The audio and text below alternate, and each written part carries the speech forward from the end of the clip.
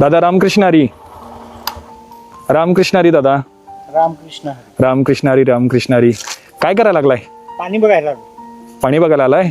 काय नदीचं पाणी वाढलंय? होय, वाटले पाणी. बर बर. तुमचं नाव काय दादा? पांडुरंग विश्वनाथ खटाव. पांडुरंग विश्वनाथ खटावकर. तुम्ही कुठलं हो? तेरवाड. तेरवाडचे? Okay okay. मी तुम्हाला बऱ्याच वेळेला बघितलंय दादा. तुम्हाला कुरुंदवाड किंवा तेरवाडच्या स्टँडवर तुम्ही लोकांना हात करत उभा राहताय, बरोबर आहे ना? बर बर बर बर बर. दादा तुम्ही लहानपणापासूनच दिव्यांग आहे? लहानपणापासून दिव्यांग आहे. 1.5 वर्षाचं स्थान झालं. 1.5 वर्षाचं?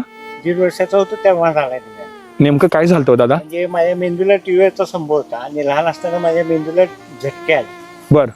त्यात वडिलांनी आजोबांशी सोबत मी बोलत होतो. तेवढं तर झटके आले. त्यानंतर आजोबांनी मला उचलले आणि दवाखान्यात घेऊन गेले. दवाखान्यात सांगलीचे कर्मकर डॉक्टर आहेत, त्यांच्याकडे नेले आणि त्याने डॉक्टर मला ऍडमिट करून घेतले. मग तिथे 6 महिने शुद्धीवर नव्हतो. बर. डॉक्टर म्हणायला लागले की एका कुठल्या तरी अवयवावर ताप जाईल, पायावर तोंडावर. मग मला सांगा, आता तुम्ही दिव्यांग आहे, अपंग आहे, बऱ्याच वेळेला लोक तुम्हाला वाईट दृष्टिकोनानं किंवा चेष्टा मस्करी करतात का हो? तर ते चेष्टा मस्करी करणारे खूप आहेत अजिबात.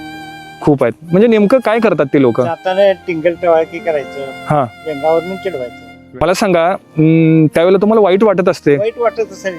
देवाने दिलंय म्हटलं तसंच राहायला पाहिजे आपल्याला. दादा मला खरंच खूप वाईट वाटतंय तुमच्याकडे बघितल्यानंतर, पण आपण काही करू शकणार नाही. काहीच करू शकत. जे परमेश्वरानं आपल्या प्रारब्धामध्ये लिहून ठेवलेलं आहे ते सगळं आपल्या बाबतीत होणार म्हणजे होणार.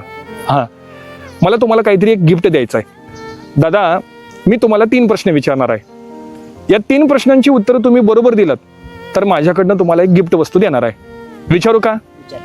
बघा, पहिला प्रश्न तुम्हाला विचारतो की ज्ञानेश्वर महाराजांच्या लहान बहिणीचं नाव काय? मुक्ताबाई. बरोबर आहे ना?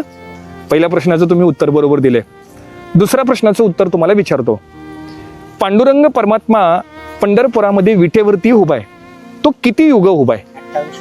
अरे वा, बरोबर बरोबर. तुम्ही दुसऱ्या प्रश्नाची उत्तर बरोबर दिलेले आहेत. आणि तिसऱ्या प्रश्न तुम्हाला विचारतो, एकनाथ महाराजांच्या मुलीचा मुलगा तुमच्या गावामध्ये त्यांची समाधी आहे, ते कोण आहे? तो कवी मुक्तेश्वर. कवी मुक्तेश्वर महाराज. अरे वा, तुम्ही 3ही प्रश्नांची दादा खूप सुंदर उत्तर दिलेली आहेत आणि त्याच्यामुळं मी तुम्हाला एक सुंदर अशी भेटवस्तू आणलेली आहे.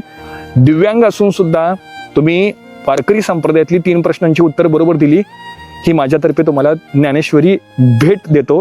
खरंच खूप आनंद वाटला बरं का दादा. रामकृष्ण हरी. रामकृष्ण हरी.